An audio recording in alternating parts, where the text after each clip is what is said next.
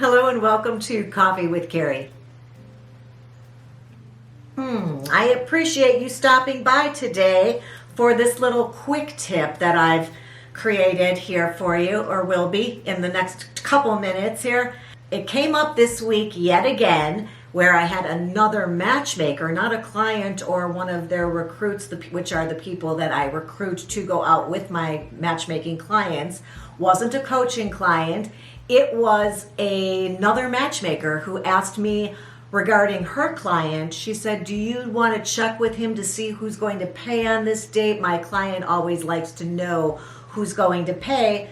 I sent her an email to respond to her question, and she replied that she loved what I said and thought it was very thoughtful, and I thought I would pass it along to you as well. That's what we're talking about today. Stick around. Who pays on a date, she said. Well, I'll tell you who. I don't know, because it depends on the date and it depends on who's there and who the other person is. But here is what I tell my female clients and what I tell my male clients. For the female clients, I say this.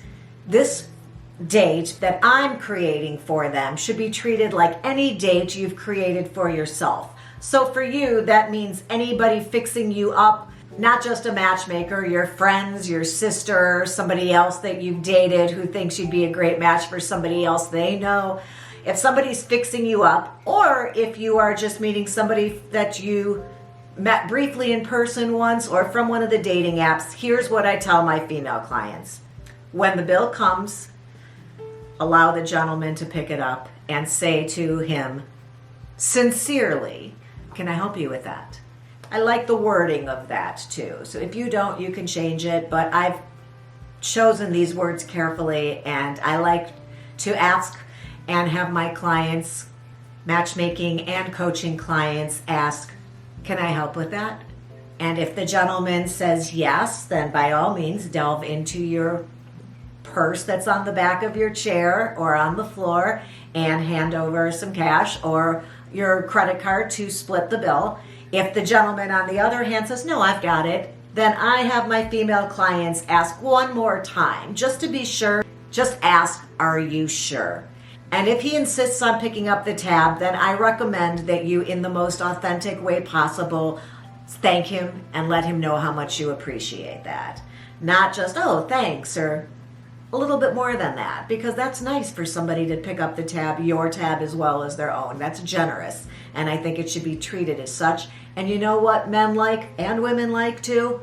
To be appreciated. So if this person is picking up the tab for the both of you, let them know how much you appreciate that with a little extra in your thank you. Now, when the men ask me, what do I recommend as far as who picks up the tab?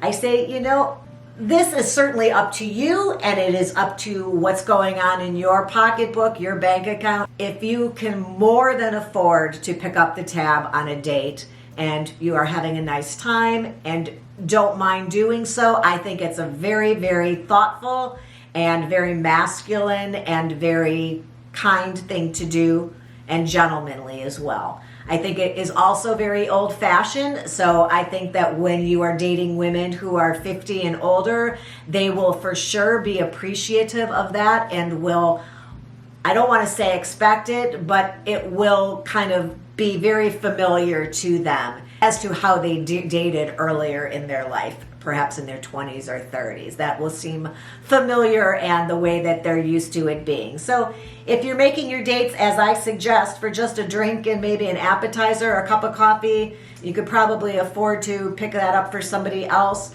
then by all means do that and be the very thoughtful, giving first date that you are, and hopefully you will get the response that you deserve for that, which would be someone being appreciative. If on the other hand you are younger, you're in your 30s or so, a little bit more play in that. I know a lot of people in their 30s who the men continue to pick up the tab 100% of the time. That's just who they are.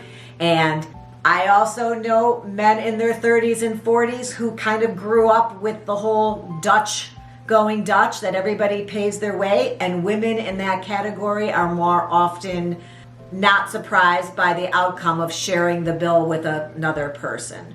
So I think age range and what you're used to comes into play a little bit, but I also think it has to do with whether you can afford this easily and the level of consideration you have or generosity that you want to share with another person. So those are what I tell my clients. So my male clients, I say, if you can afford it, then pick up the check. I think it's very gentlemanly. If you know you are never going to see this person again and they've gone on and ordered and ordered and ordered more and more food and drinks out of control do you have to pay for that? Obviously, there's always going to be extenuating circumstances, but if you're having a cup of coffee, an inexpensive bite to eat, or a couple cocktails and an appetizer, and it's within your budget, then be the gentleman and pick up the tab. Or if you're a woman and you feel that that's something you want to do and say, I just really want to treat you, by all means. There are no rules here. I'm telling you what I suggest. That kind of keeps things simple for my clients. And I tell the women to offer twice. I tell the gentleman to offer.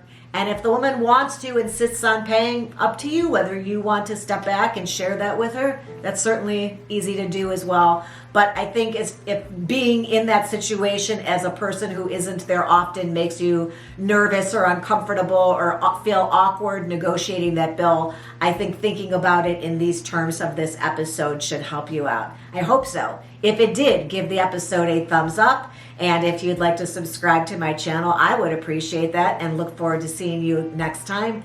And if you hit that ring bell, then you're notified every time I upload a new episode. I appreciate you stopping by today. Until next time, have a good one.